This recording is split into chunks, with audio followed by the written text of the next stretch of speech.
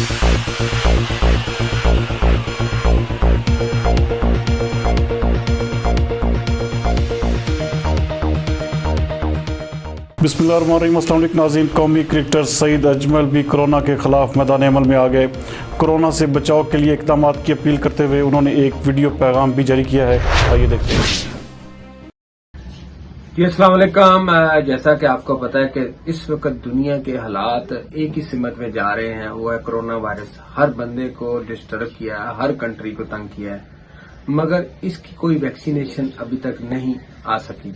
और इससे बचने का अभी एक ही हल है, वो ये है कि आप अपनी सोशल लाइफ को थोड़ा कम करें, घर में रहें और अपने बच्चों को भी बचाएं, अपनी फैमिली को भी बचाएं।